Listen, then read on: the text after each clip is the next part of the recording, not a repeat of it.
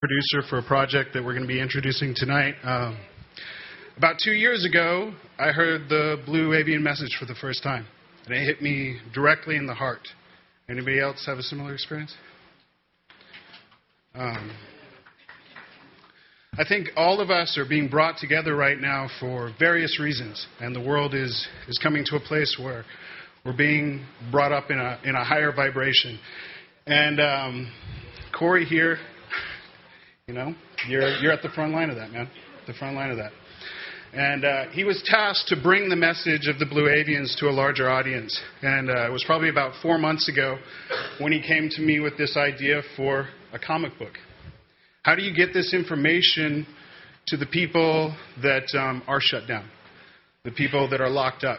How many of you have family members that you would love to introduce this to, but have no way of doing that?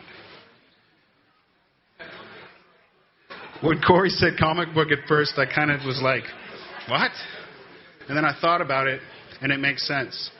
You know, comic books have been used going back to World War II as far as a way of disseminating information. The images, the combination of simple text with images, it's very much like an infographic. It lands and it plants those seeds in the subconscious. Corey's been avid about trying to find a way that is an all ages,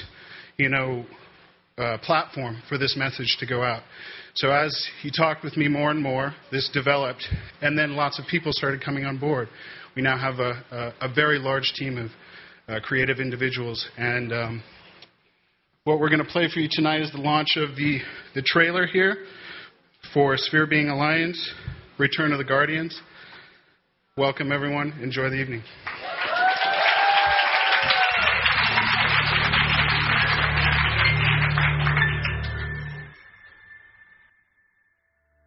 What is their message? Their message for humanity is that we need to become more loving, we need to become forgiving of ourselves and forgiving of others.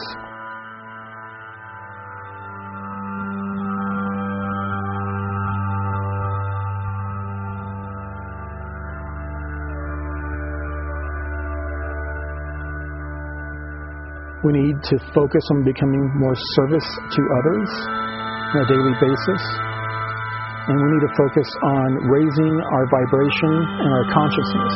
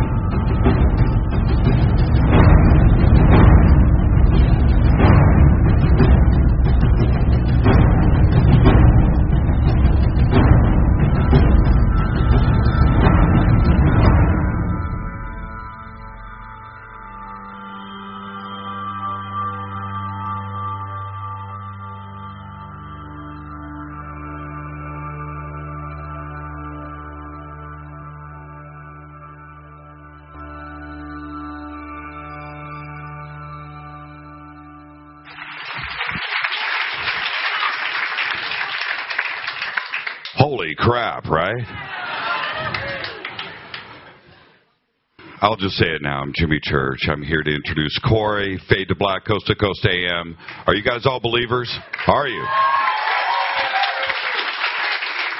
I'm so humbled to introduce Corey. I've done this a lot over the last year, introducing Corey and David, and you guys all know that. So, yeah, here I am. No big deal.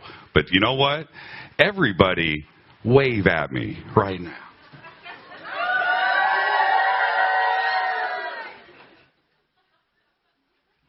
That's for Corey, all right? All right. right, I'm going to keep this, we're all here to hang out with Corey, so I'm going to keep this very brief. I do want to say this. Every time that I introduce Corey, or I bring him on the show, or we're doing interviews, I say the same thing, and I really mean this.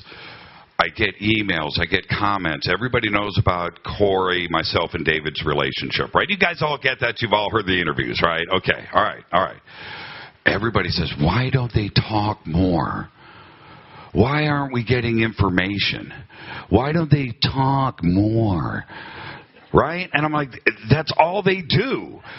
Right? That's all they do is they're writing, the websites, the web presence, the YouTube, Fade to Black. They would be on Fade to Black or Coast to Coast every week. I have to book other guests. I do. But I would do that. They are right there. Corey, am I wrong in saying that? Can I shut you up? Say no. That's what he wants to do. That's what he is here to do today. I am so excited. Please listen to everything that he has to say. It's not about to question things or to have judgment. It's to collect information and share that knowledge with your friends. We are at the brink of things. Can you guys feel this? No longer are we the strange group, man. It's the rest of the world that's tripping. Am I right?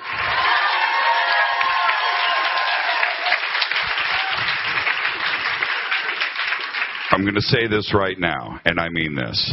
I want to introduce my good friend to you, Mr. Corey Goode. Corey, get it up here.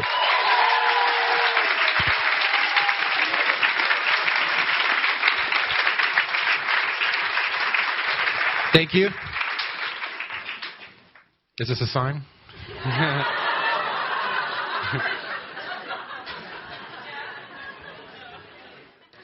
Well, thank you for joining me. I appreciate everyone that's live streaming at home joining me as well.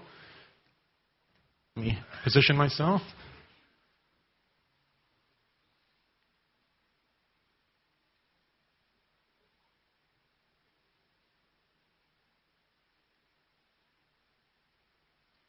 First of all, I want to thank Roger and Renee for putting all this together for me. It's outstanding.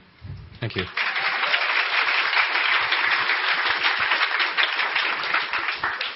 Most of you have heard my story, and I'm going to go over it again. So, a lot of this you've already heard, but you have some eye candy to go with it this time. When I was about the age of 6, I was pulled into a program that we refer to as the MyLab program.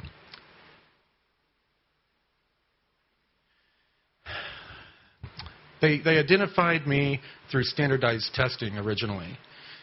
Come to find out that my family has been a part of a multi-generational experiment as well, going back to World War II, when my grandfather took part in Operation Wilcock. So, this was something that I was sort of born into that I found out about more recently. In the past, children were selected through standardized testing in public schools. Currently, not as many children are used.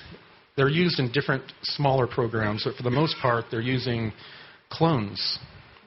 And the clones are assets that they see as a little bit more disposable than the children that they were exploiting.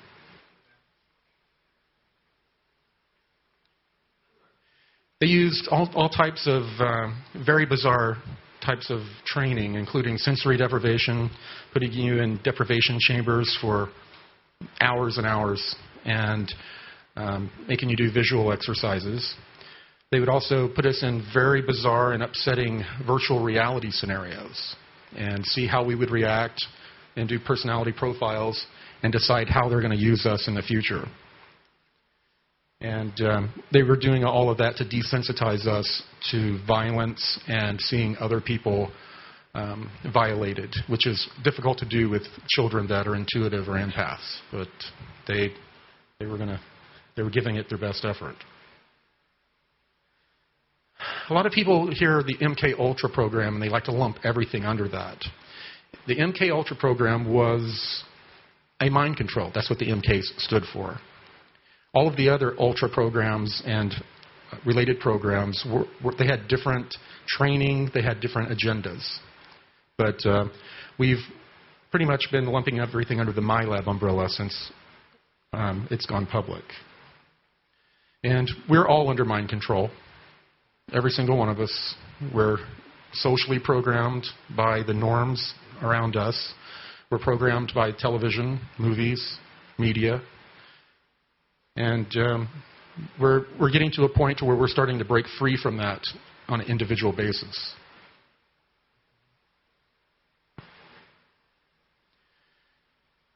And we're utilizing our co-creative consciousness to overcome a lot of this mind control. The technology isn't working the way it used to because of the change in vibration and the raising of our consciousness. They've already lost.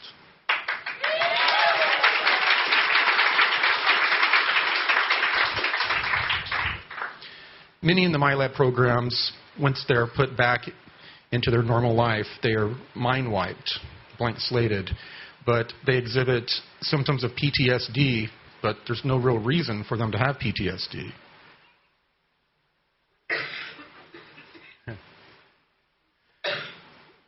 When I was first being picked up and taken to these MyLab type programs, I found myself being slowly introduced to non-terrestrials.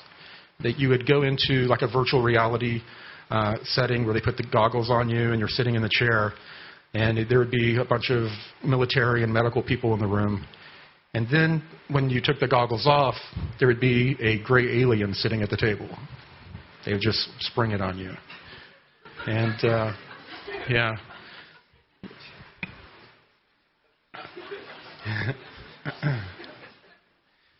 So they spent years acclimating people to being in the presence of non-terrestrials because no matter who you are, it's going to throw you off. We're genetically programmed to respond viscerally to the non-terrestrials. When I was almost 17, I was brought into the secret space program, which I'd been groomed for all throughout the MyLab program. They drafted me into Solar Warden. It was my Christmas break, 1986. My birthday's in 11 days, so it's February 22nd. It was during the December, just before my 17th birthday, that they brought me in. They assigned me to a research vessel, and the captain did not want me on board. In the past, they had put what he called children on board, and they cried for mom, and it took about a year for them to acclimate, and he did not want to go through that. It was too disruptive. So instead, they sent me to the Intruder, Intercept, and Interrogation program, where they would use intuitive empaths to interrogate non-terrestrials that they had caught in our solar system or on Earth. When I was I was in that program for about a year, just under a year, and then they reassigned me back to the Summerfield. And I worked for scientists and engineers. When I was working on the science side with the scientists, they called me a specialist, and I was a technician when I was working with the engineers.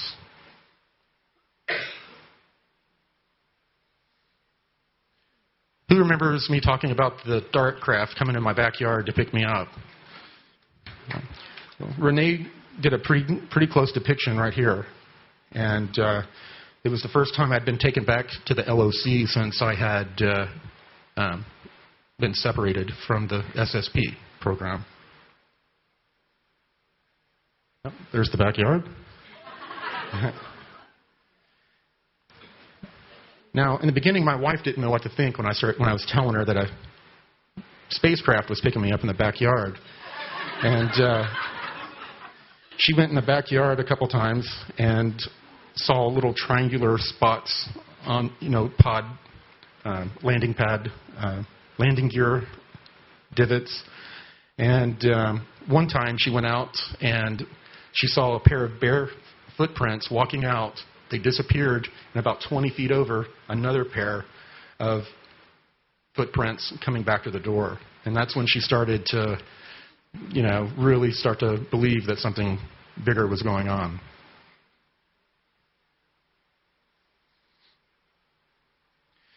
Okay. Lunar Operation Command. You notice it's shaped like a swastika. When I first went in around the 1987 period when I saw it, it still looked like this. When I was separated, when I was coming to get debriefed, they had purposely built around it to break up the look of the swastika, so it no longer looks like a swastika. This was set up by the Germans, obviously, and it was the first human base on the moon that was allowed by the other groups. The moon is considered to be a neutral zone, and the territory is... You're not to encroach on the territory. So they finally got permission from one of the non-terrestrial groups to build in their area. There are at least 11 subsurface areas to this base. I was not privy to anything below the hangar area, which is about 3 or 4 floors down. All right, here we go. This is what I was excited to debut. This is the 3D rendering of the base and the dark craft coming in.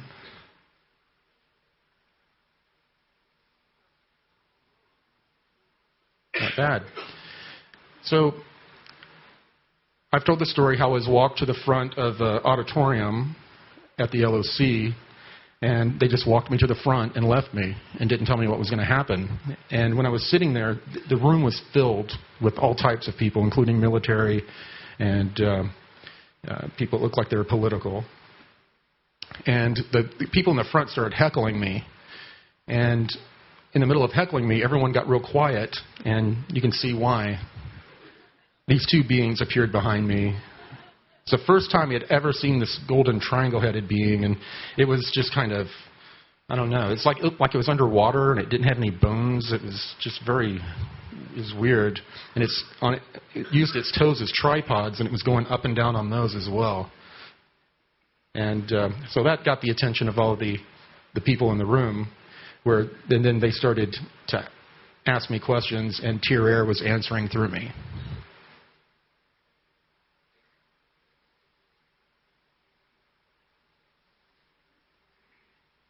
The cabal, for the lack of a better word. The cabal is not a single group that cannot be defeated. It is a group of loosely knit, materialistic syndicates. They're just criminal syndicate groups. That's all they are. They want us to build them up as an all-powerful force that cannot be defeated. That's part of the mind control. And as y'all are seeing, it looks like their time is done. It's becoming so obvious.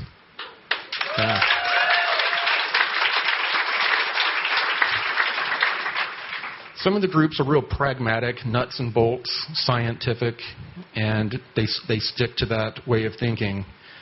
But others are very esoteric, very much into these different dark belief systems where, they use sacrifice and all kinds of horrible things to try to boost their magic.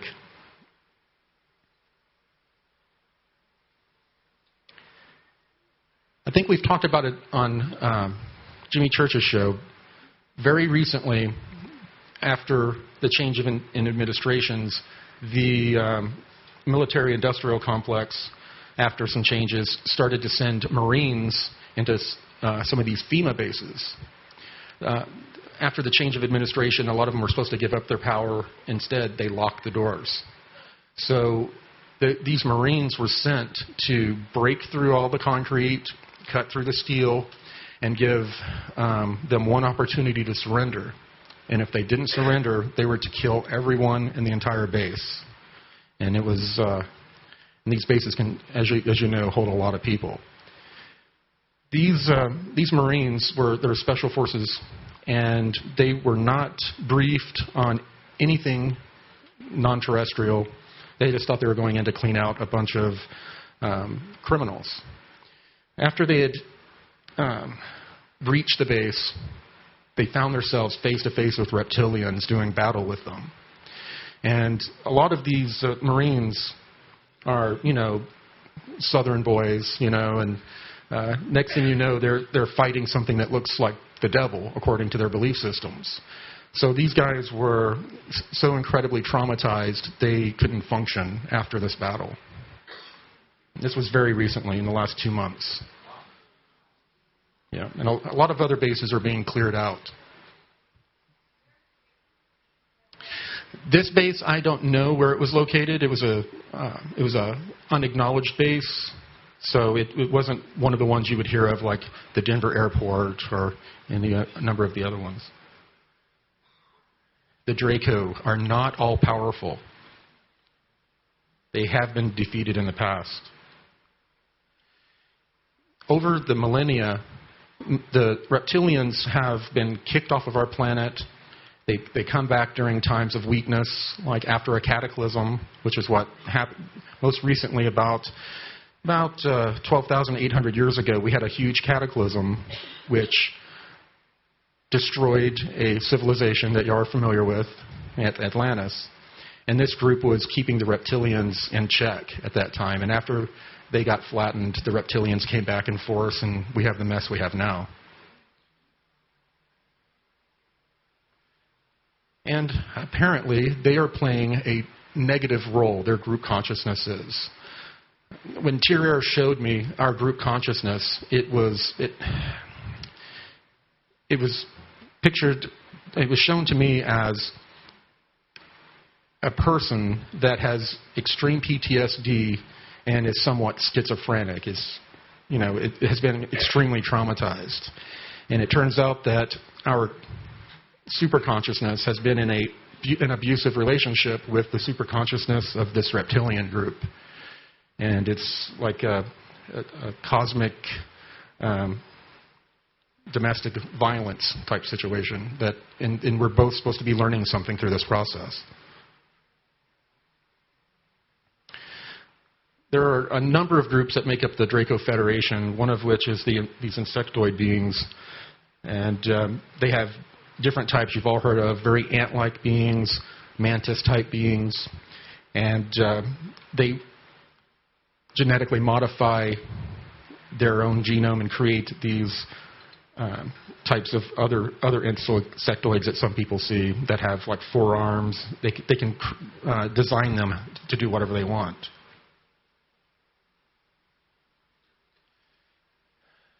In the beginning, the ancient breakaway civilizations, they were kind of, it was just a concept. I was reading about it on the smart glass pads. And, I got the general information that they had been making contact with us for a long time. They had been helping us after cataclysms. And we were considered them, a lot of the people in the past considered them gods. In this case, the Mayan group, they are completely service to others. That is their mandate. Back when they were on Earth, they were not originally from here. They had been brought here from the Pleiades during a rough time in their star system, and their population grew to over 40 million people, and they disappeared because their group came back to get them and remove them from the planet. But they did leave a contingent behind that had underground bases and also have bases in the Kuiper Belt. So they've been here with us the whole time. I mentioned a little bit about the acclimation process of ET contact. We have a genetic or cellular memory going way back from these beings. We're socially programmed with a fight-or-flight response and genetically. The ETs, they're aware of this. Some of the negative ones will exploit us to get loose from us. And the negative ones will also appear to us as, I guess, beings of light to manipulate us.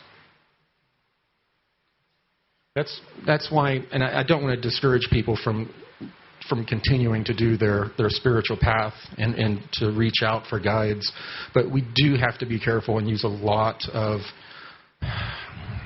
wisdom when you're communicating, because these beings, they can present themselves as angels of light and give you great information, but just poison the well as they do. And it's happened quite a bit, and it confuses the people that are in real contact, and it confuses the information, which is the goal. So just be careful when you're reaching out. When you're fishing in the swamp, you can catch an alligator, and those aren't ones you want to catch. Well, we have all heard Mars is a dead planet, right? Well, it's not an uninhabited planet.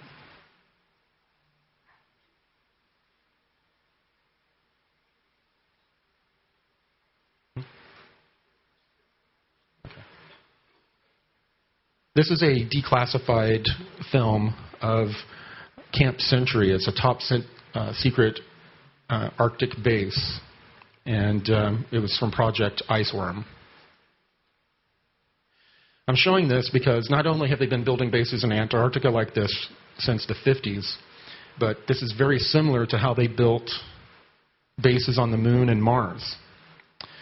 They would tunnel out the ground, clear out the ground area like this, and then use mostly local materials, fabricated materials, to build inside. And then they would use nuclear power in the beginning. Then they graduated to where they were using thorium generators, and then now they have zero-point energy, so they don't have to have the more dangerous technologies. I'll let this play for a few minutes and chime in. Some of you may have seen this on the internet. It was released, like a year or two ago.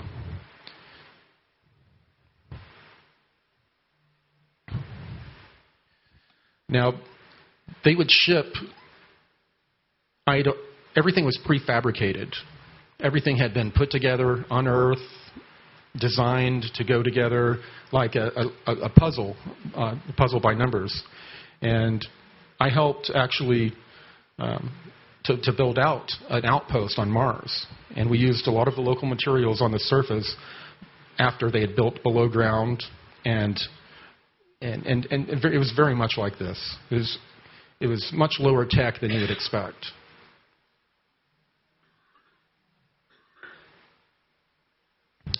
The interplanetary corporate conglomerate. We've talked about how they use slave labor. They have been in continual trade with over 900 ET species. And believe it or not, non-terrestrials from other star systems are traveling here because they love the technology we build. There are ETs coming to trade in their used cars for cars that we built. If that's not bizarre. I mean, that's how far ahead our breakaway civilization is. Now, they don't have money in the cosmos. It's a barter system. And they barter and trade technology and biological material. And I'll kind of leave it at that. I don't want to get too dark, but it involves the human slave trade with close to 1 million people a year.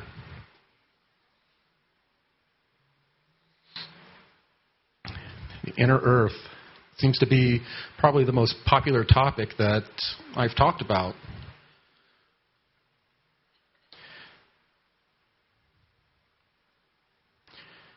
A lot of you remember me talking about witnessing the city in the deep cavern. This is an animation that Renee created to help depict it. It's very good. The only difference is the cavern was the size of a state. There's no way to really accurately depict on scale how large it was. Unbelievable. There was mist up along the ceiling of the cavern. It was like New York or Manhattan under the ground. Inside these pillars, natural pillars, they had built into them. It looked like a bunch of condos. I guess that's where all the They don't have money. I was going to say it's where all the rich people go, but they don't have money. They're a fourth density being, and apparently they trace their lineage back to the Earth, and some of them, including the Anshar here, back like 18 million years.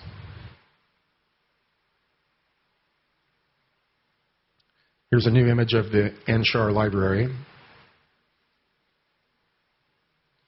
in Antarctica, the beginning of partial disclosure, which we want to avoid. Recently, I was brought down to the Anshar city. I was teleported and found myself in an area I hadn't been. It was a hangar bay that was full of these very large egg-shaped craft. And waiting there for me was Gonzalez, Kari, and two of the very quiet Asian-looking groups that have the crystal under their skin on their forehead. They all have a crystal implanted under their forehead.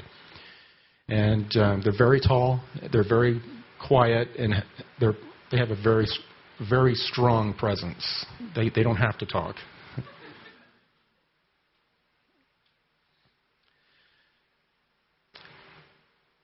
And I will continue with the experience after we got in the egg-shaped craft. They were obviously ready to go on some sort of an expedition. They were wearing suits that looked like sort of like chainmail, and when you put them on and they are activated, the chainmail just kind of the threads get tighter and tighter, and it looks like it's all one piece. The boots, the helmet looked kind of like what people what is it called? Fencers, the fencing helmet. It's not called a helmet, a mask. Yeah. In the 1938-39 Antarctic expedition, the Nazis discovered Atlantis, and they kept it quiet. They found what we are now calling pre-Adamite ruins, and this is a group that I showed the picture of that looks like, the pharaohs. They have the very strange torsos. They have weird-shaped, narrow ribs, real wide hips. Definitely don't look like they're from around here. The originals were 12 to 14 foot tall, extremely thin, very skinny.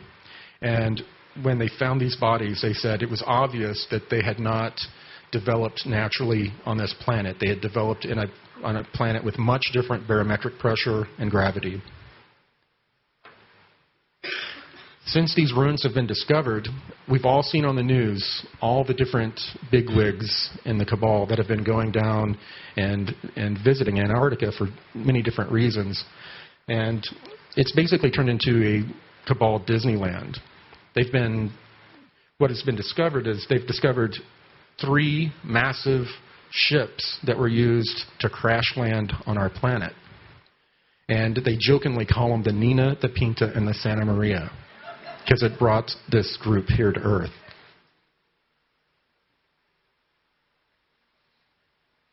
We flew right through the wall and then popped out in a ice cavern similar to where I had been taken before. Where we landed, it was probably a football field away. They were hard at work excavating, using pressurized steam to dig through the snow and expose some of the structures. There were all types of bodies that were laying out from these pre-Adamites and their genetic experiments. There was even one, it was a male about close to 5 foot tall, shorter, and he was in the fetal position, and he had a tail. So this group, they were very big into genetic experiments, and from what we found there, it had gotten completely out of control. The bodies were not, how you picture the caveman just frozen and then you chip him out and reanimate him. They were in terrible shape. Their bodies were all contorted, arms wrapped around their bodies a few times like they had just been hit by something like a deluge of water, which froze instantly.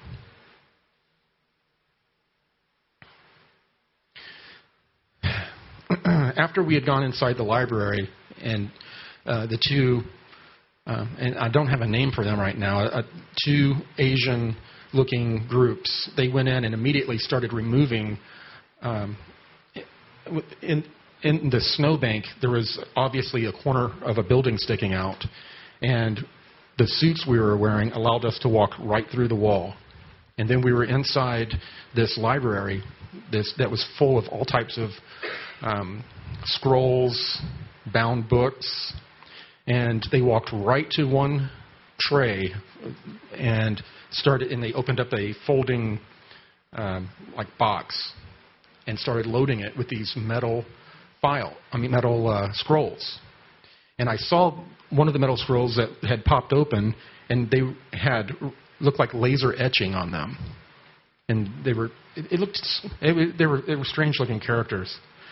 And to this, I don't know why they removed them, but they obviously did not want these pre-Adamites getting access to this information. The pre-Adamites, when this deluge happened, everyone on the main continent, they were wiped out. All of the enclaves across the planet survived, and all they had with them was a technology that they had brought with them and the knowledge to engineer. So they were in survival mode.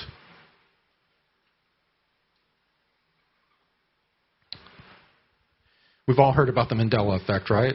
Is everyone familiar with that?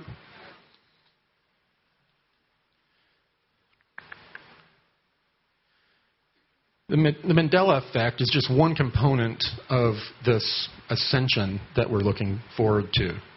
Our co-creative consciousness is interacting with time, space, and matter. And we are co-creating what we're experiencing. And we have the power to co-create a positive temporal reality or a negative one. It just depends on where we feel like we need to be as a collective. Now, time is elastic, just like space is. And all of these paradoxes we had created by traveling back in time, we were trying to fix by going back, and we're just making it worse.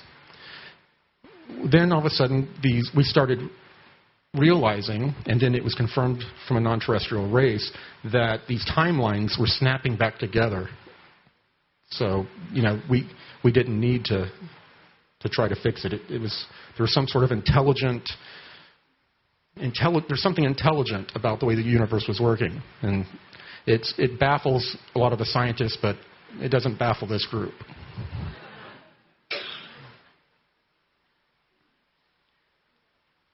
Now, as I stated, ascension is going to be a co-created experience. We are creating the ascension, and we're creating it in tandem with what is happening in our galaxy. There are energetic changes going on that are undeniable, and we have to either acclimate to them or they're going to tear us apart. And that's where, we see the good are getting better, the bad are getting worse, and I've added to it, the crazy are getting crazier. They can't handle the energies. No one can.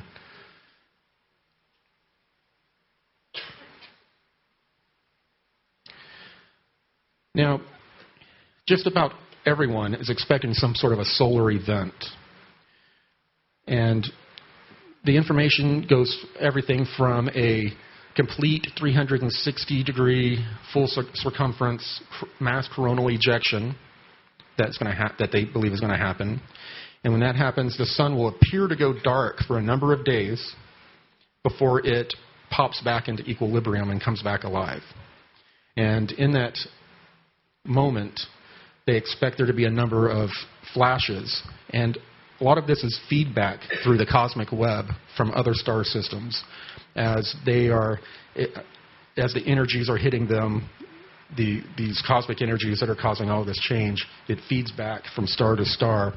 And depending on where you are in the cosmic web, you're going to have this ascension event or event that helps us go through a massive genetic and consciousness change. What Tyr has explained to me is that this density change that we're going to experience is almost completely a consciousness component. It is a change in consciousness. And once we have a different, broader consciousness, we realize our co-creative abilities, and then matter changes. Our bodies, the world around us changes because we change it.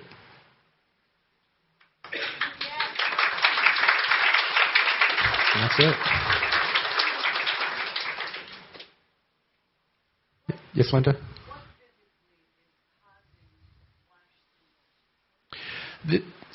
What is in different areas of the galaxy, in between, as we rotate around the galaxy, the great year or cycle, in certain open areas there are giant gas clouds, for the lack of a better word, that we've been aware of for a long time. They were sending craft out, gathering telemetry from these very hot gaseous clouds, and taking that. And that when they were taking a look at this energy that our solar system is traveling through as we travel around the galaxy, they were noticing that the people were starting to behave bizarrely. So they reproduced that energy in a controlled environment, and they found out that if negative people started to have sort of a breakdown, they were having mental and emotional breakdowns. And people that were positively oriented were starting to bliss out.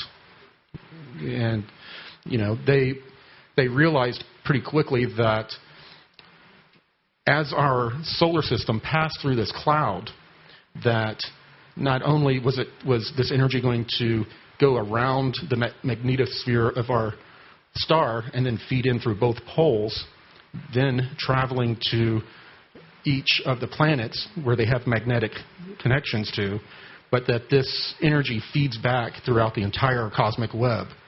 And in our local stellar neighborhood, about 52 stars, we're in the very center, and there is a supergate that is just outside of our solar system that is, it gives you access to not only everywhere in our galaxy, but other galaxies. So it's used for travel and commerce by many different beings. So we're in a very coveted area of this local stellar neighborhood.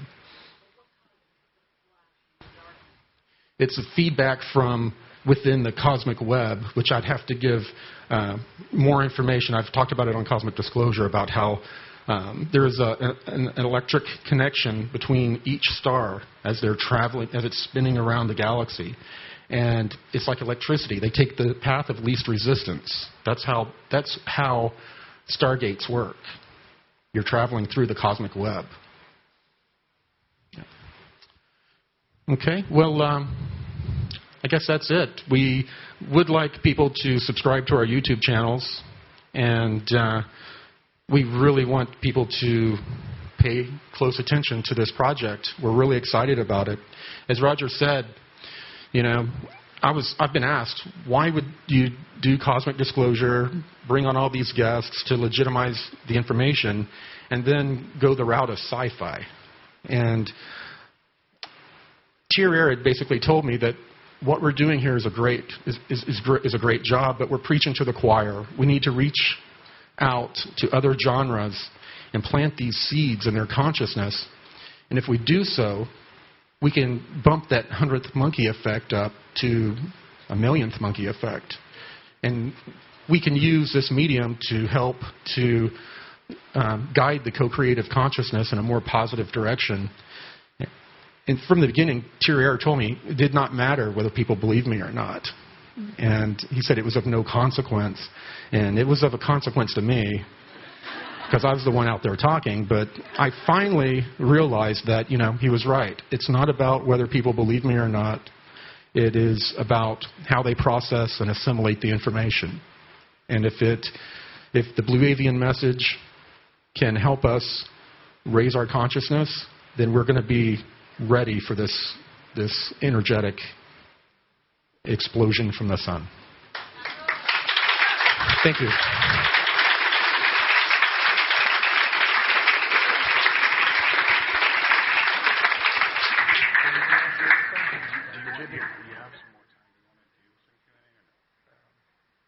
Yeah. Okay. Invite Linda up here. Do you want to invite Linda up here? Let's do a Q&A. Okay. We got a little bit of time. Does anyone want to do a Q&A? Yeah. Do we have another mic? Awesome. You point me where? Yeah, how do we do this? I guess raise your hand and Renee will, he'll pick whoever he wants. Yes. I'm wondering about, since the frequency's gone to 36 hertz, the Schumann resonance, it's getting very fast. We're going very fast through this process, and I'm wondering, what do you think? You think that the ascension event will come before the full disclosure? It's possible, because it just jumped from 2015 was 16 hertz. Before that, it was all along they've been measuring at 7.8 hertz. Right. Yeah, and there has been a lot of scientists will disagree that there's a change in the Schumann resonance. They play with the numbers a lot, just like they do with earthquakes. But yes, the frequency of our entire solar system is changing, and we have to have the ability to change along with it. That's why we're seeing a lot of people having a lot of triggering and mental issues and emotional issues right now. We're being forced to deal with our karma and all the things. And you may notice all the things that you'd buried a long time ago. Have they started popping up out of the blue, and you're being forced to deal with them? Well, there's a reason for that. All of the emotion tied to those experiences, those emotions have density. They're tangible, and they're a part of you. These energies, as they're passing through us, when they hit those things we haven't dealt with, those energetic anchors, they hold us back. We can't progress until we start to deal with ourselves. We have to follow the message. You don't have to change your religion, your belief system. All you have to do is, start trying to forgive others. If you don't forgive others, they have the same power over you now as they did when they traumatized you. You have to forgive yourself for what you've done. And you have to focus daily on being more service to others, become more loving. And it really helps if you do get on a high vibration diet, because that is going to help you deal with these energies and be a lot in a more positive way.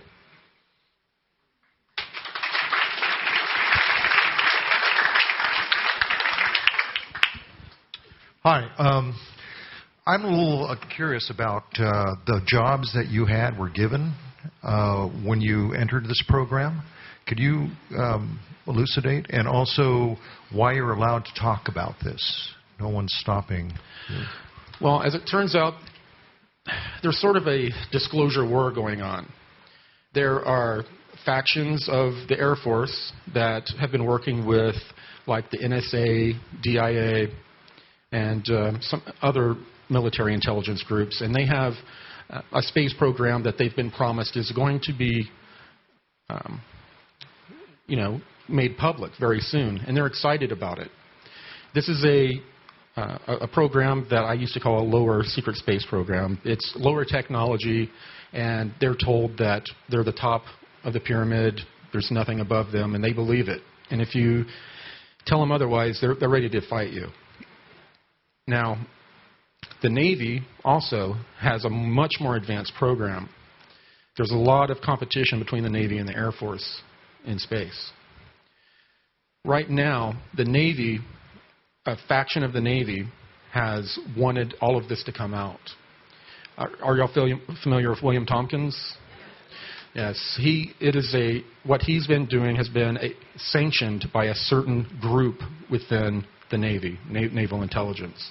And that group is a part of the alliance and a part of the group that had been encouraging me to bring information forth that was much more detailed and had talked a lot more about what was really going on out there than even the people in these Air Force programs knew about.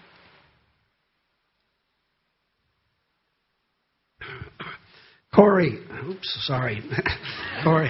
No problem. Yeah, I came up with this question a year ago, but after today, I think I know your answer. But basically, are you optimistic about the eternal struggle between good and evil for the positive outcome? You say you can rephrase the question or just say yes or no. No, you're right. We're seeing it all around us. The energetic changes, they're causing the evil people to become more evil, which they expose themselves. They can't control their behavior, so they expose themselves. And as the good people are becoming more awake, we're getting to the point where we're not going to take it anymore. And it's time that we get out and start demanding answers, demanding the full truth. When they come out with these partial disclosure narratives, we need to be in their face and saying, what about this? What about this? And make it impossible for them to draw out over 50 or 100 years this partial disclosure narrative that they're planning on doing, which is they're going to tell us, we found Atlantis. It's amazing. And that's going to blow everybody's minds as it is. A good portion of the planet thinks that the planet's only 7,000 years old. So, it's going to blow their paradigms immediately. Now, and then after that, they're going to reveal this Air Force, DIA, NSA program that they have two barely more advanced than the ISS. They have two bases up that they made out of repurposed rocket stages as they were launching rockets into space, the lower programs. And they're going to reveal this, and they're going to say, oh, by the way, not only do we have this secret space program, but we've discovered these weird ruins on other planets. That blows our minds again. What they've been doing in Antarctica is since, for the last almost 15 years, they've had very prestigious professors, archaeologists coming down and helping them document it. They've been videoing it, documenting the whole process, except they're going to give us a sanitized version to where it's only humans. They're removing from the one site that they've been filming, they've removed all the pre-Adamite bodies and the hybrids and just left the ancient humans that were working with this pre-Adamite group. And then later on, they're going to discover these ships and these pre-Adamite beings. And what the cabal groups had planned on doing is then saying, oh yeah, we knew about this the whole time. We're related to them. We're their bloodline. And therefore you should worship us and make us, your leaders of the planet. And we're not going to let that happen. I don't see how it's possible, but all of these groups have agreed that is the narrative, that is what they're going to push. Corey, I'd like to know what your knowledge is on the medical field of titanium and implants that are being put in people for mind control. I haven't heard that specifically, but they use all sorts of methods like that. They use vaccinations for viruses that go around, like the flu vaccine. Right. I used to work at a pharmaceutical company that produces a large number of those vaccines. And I did computer support, and I was talking to the bioengineers, and I asked them, do you take these shots? And they're like, oh, no, I would never give my family these shots. And I asked why, and they stated there are all kinds of things, genome, that we put in those things that people don't know about, including insect genetics. And mercury. Yeah. But they've also been putting in nanites that are inactive, and they're activated by a field that is turned on.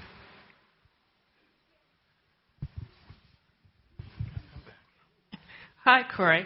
My question is about the ascension, and it relates to the Law of One, which you've recently been reading. How does the density relate to the rest of us who haven't read that and what we call dimensional rising? Is there a correlation between the two, or are they just kind of two separate things? Yeah, those terms get inter-exchanged quite a bit. Way Tier and Kari had both explained densities to me as that each density is just a different consciousness frequency. You know how a lot of people think that, if there's a fourth or fifth density being in the room, we would be like, where are they?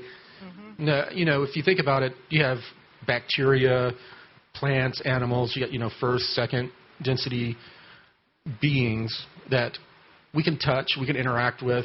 They make us. Some of them can make us sick. So it works the same way going up the rung, up the ladder. These beings are physical, but they've obtained such a higher level of consciousness above ours that they, at that point, they have almost full use of their co-creative consciousness and their abilities to manipulate matter and time and space. Therefore, they are able to teleport and do things that seem magical to us. Does that seem more to be the physical abilities? Because when we raise in dimension, what I've heard about that is becoming more service to others and not having any of the lower density or lower dimensional polarities and so forth. Does that also come into play with this? At a certain point, there are positive, negative duality within the densities going up, I believe, to fifth. I'm still learning a lot of that. And, a lot of this stuff, we're trying to figure things out. We're all picking up pieces off the ground, little pieces, and then grinding them together into this lens that we use to process all information. So that's where distortions come in. And all of us have distortions. And when we do get full disclosure, we're all going to be in for a shock. We're all going to have to shift our paradigm and our belief systems to the new reality.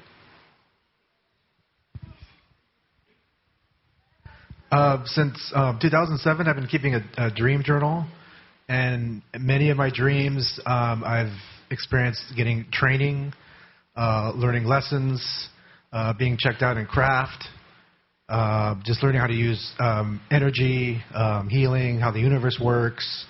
And there's always beings there, one or more beings, usually humanoid. Usually you don't see them, but I know that they're there. Never any grays, never any reptoids, usually humanoid beings that are providing these lessons, providing this training. Those examples are just a few. So I wondered if there's anybody else or you have come across that, and are they doing that? Yes, there is a large confederation of benevolent beings that are trying to influence us.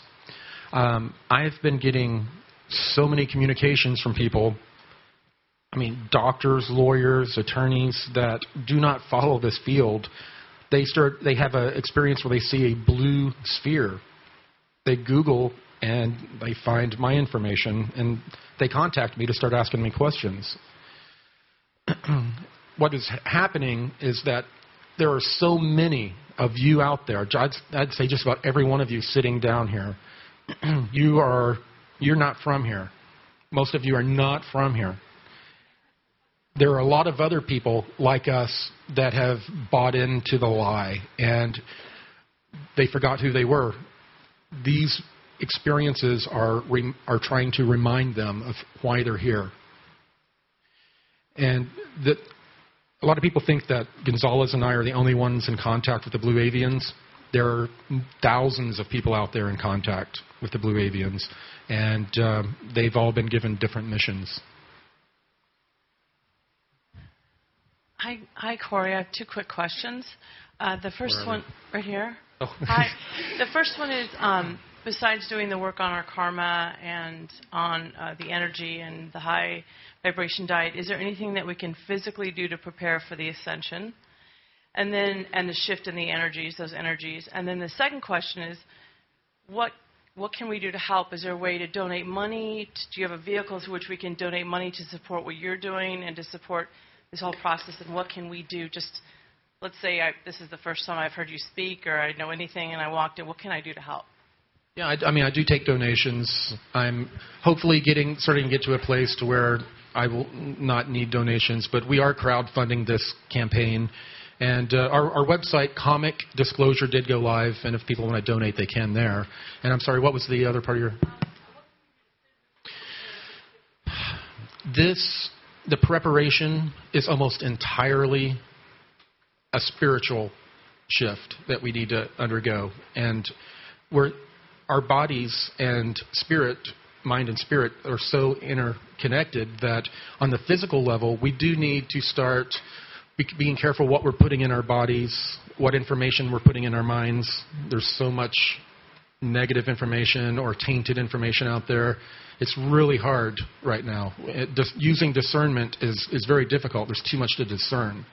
So this is going to be more of a spiritual type of answer than a physical one. Hello. Our question is about, we have two questions. Can you talk more about the Alliance? Like, who are these beings? Are they humans? Are they hybrids? And are we all part of the Alliance because we're here?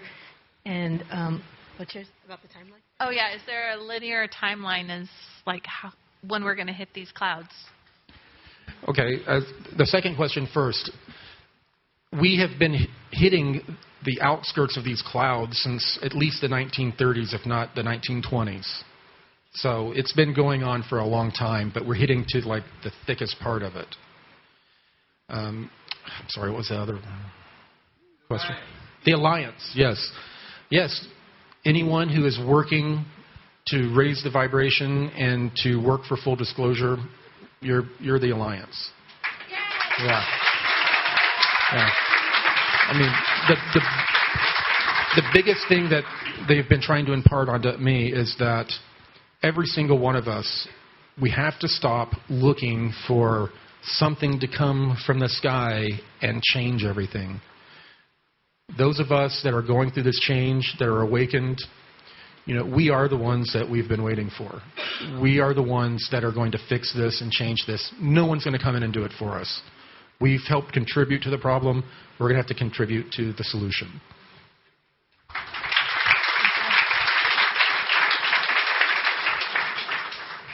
Hi, Corey. I have two things. One thing is the world's coming unglued right now. There's a lot of media bashing of Putin and Trump, and I know you guys have mentioned a couple things. I don't know if you want to share your viewpoint, if there's a lot of media lies, or if it is a true exposure going on. And also, when you're talking about individuals being connected with, have you heard of any like blue spheres being put around people? And if so, what would those actions be? What would be happening?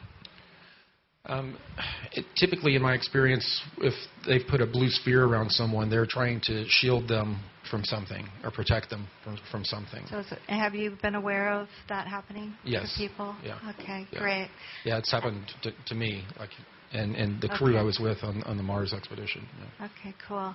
And then anything you can comment, because a lot of people are coming unglued out there, and it seems like, is the media like lying, or is it really true exposure of these people? Well, there's so much propaganda from every side, every side, even the Alliance. There's a lot of propaganda with them, and the current president, I don't like to say Trump because so many people get triggered. The current president, even though he's really perplexing me on what he's doing with the environmental stuff and all that, he was and is backed by this alliance that is trying to bring about disclosure and get rid of this syndicate that's been running the West.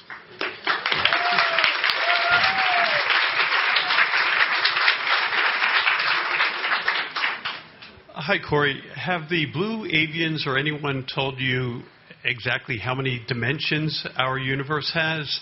And would it be 11, which I could be wrong, but I think our current quantum physics says it's 11 dimensions. And could that, if in fact it is 11, Is that why so many people see 1111 around, or some multiple of 11? That's a good question, because I see it all the time, too.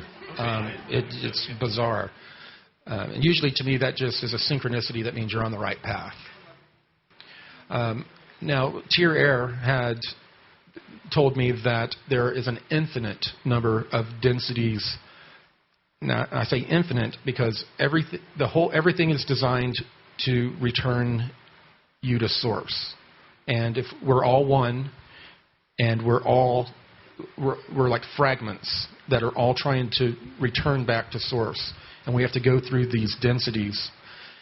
Now, dimensions, parallel dimensions, there are infinite parallel dimensions.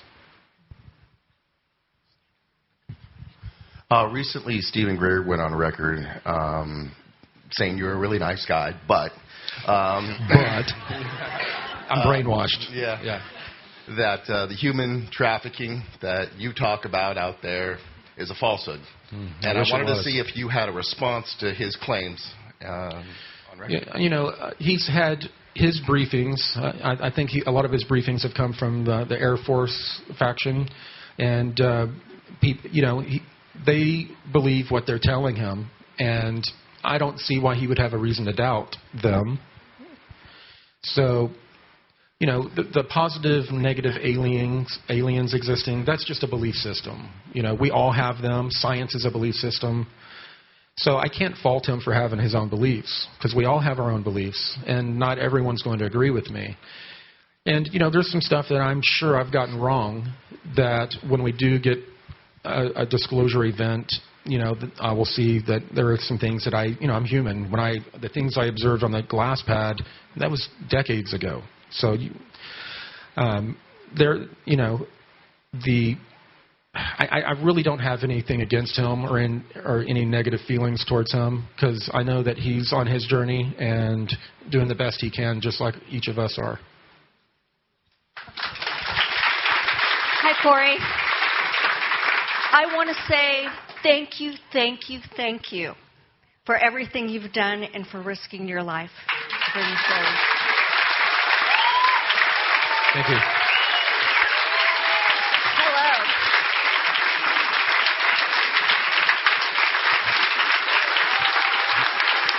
Thank you.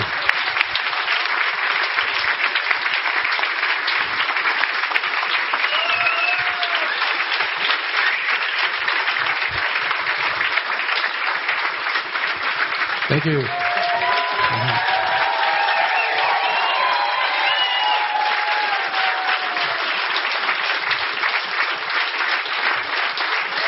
You're all going to be on my next vlog. Well, I think we're getting close to the end here. Yes.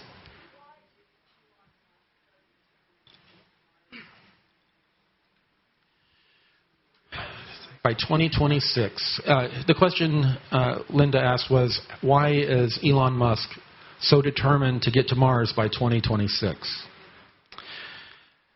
There is a time window that it's between 2018 and 2024 that these different syndicate groups have used probable future technologies, Plano classical physics on the mechanics of our solar system, when they were going to reach this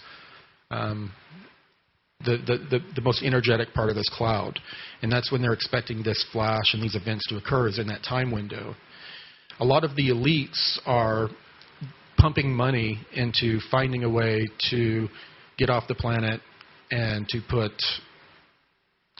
colonies on other planets for continuity of species in case something happens to the Earth. And a lot of them believe that they have different beliefs about what's going to occur when the solar flash happens. Some of them believe it's just going to knock out electronics for a little while. It's going to be like the year 2000, the Y2K thing. It's not going to be that big of a deal. Others believe we're going to get hit by a giant mass coronal ejection and burn everything up. The groups that believe that are seeding information to people that have the resources to go off planet to start to do a continuity of species program, which we've already had since the 50s and 60s. We've already been creating vaults out in a place that you asked me about that I said I couldn't say a whole lot about at Contact in the Desert. I was trying to be quiet here. There are continuity of species vaults that they plan on using to repopulate the planet, or also after they terraform Mars. So Elon Musk, his agenda, I believe, is a good one. He's wanting to, I guess, break free from the control system that wants to keep us out of space. And same with Virgin Space. They're trying to get out and not only set up a situation to where there would be continuity of species if an event happened on Earth, but they also are wanting to start to take advantage of the vast minerals that are out there. There are asteroids out there that are a good part, like precious metals and what we call rare earth minerals, that they can mine and use. Legislation's already been passed for it to protect them legally to where it's sort of like any human rights violations that happen or anything, they won't be held accountable on Earth for the things that will happen. And that's a law that was already passed. That's out there. I can get the information on the name of the law, but Dr. Sala has reported on it extensively. Okay, we'll do one or two more. Okay, thank you again. And I'd like you to elaborate a little bit, if you could, on the 20 and back program and the timelines that you saw there and compare them to what you're seeing on your second 20. Well, when you're in the 20 and back program, you're completely isolated from everything that's occurring on Earth. You're isolated from television, radio.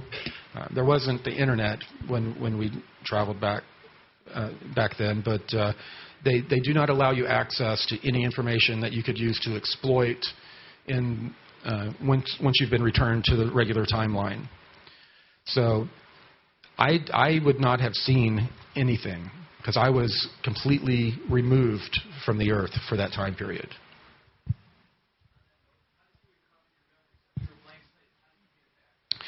Well, back in the day, they used to use mainly a chemical type of blank slating. It was a chemical.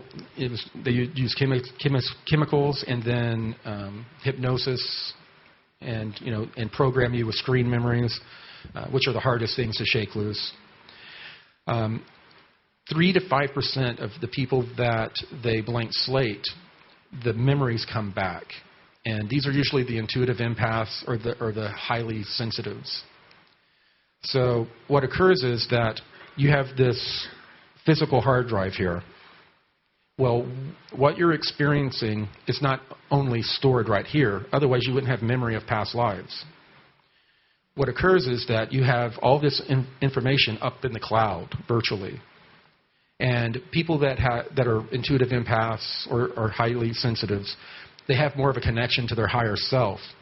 And it's almost like if you have a hard drive die on you in a data center, or something happens to where the information is removed from the hard drive, it just backs up or downloads from the cloud or the backup. And this is a process that happens. It happens in trickles, and then it just hits you all at once.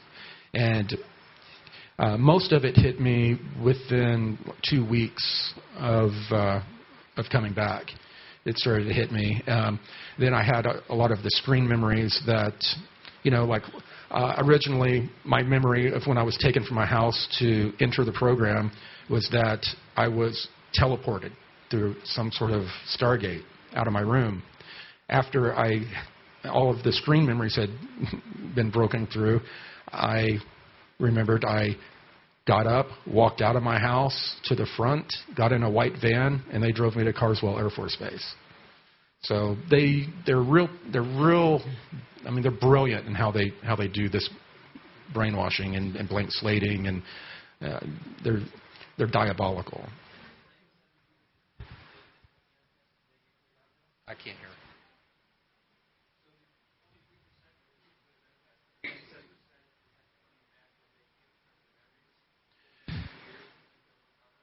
Yes, well, a lot of the people that have had these 20 and back experiences, and a lot of scientists, they'll do 6 years or 8 years, and they'll come back and they've been not only have they been blank slated, but they've been given screen memories that causes them to have a reaction and be the biggest skeptics of all. That they just won't, that's just crazy talk. When they were up there serving. So it's different with each person how they can't use the same type of blank slating and mind control with each person too. They have to have a personality profile and understand how it's a huge process, and it's a very involved process. It's not just a matter of them giving you a shot, giving you a false memory, and then patting you on the butt and saying go on your way. It's a huge process. One more. Hi, Corey. Where are we? I'm right here. Oh. Hi. Okay, my question, hope it's not too silly, and it might have been answered already, but it's pretty simple. It's concerning what we're going through right now and all the protesting that's happening all over the country. And to me, I've been having mixed feelings, especially my generation's been a generation where they want to stand up and they want to be heard.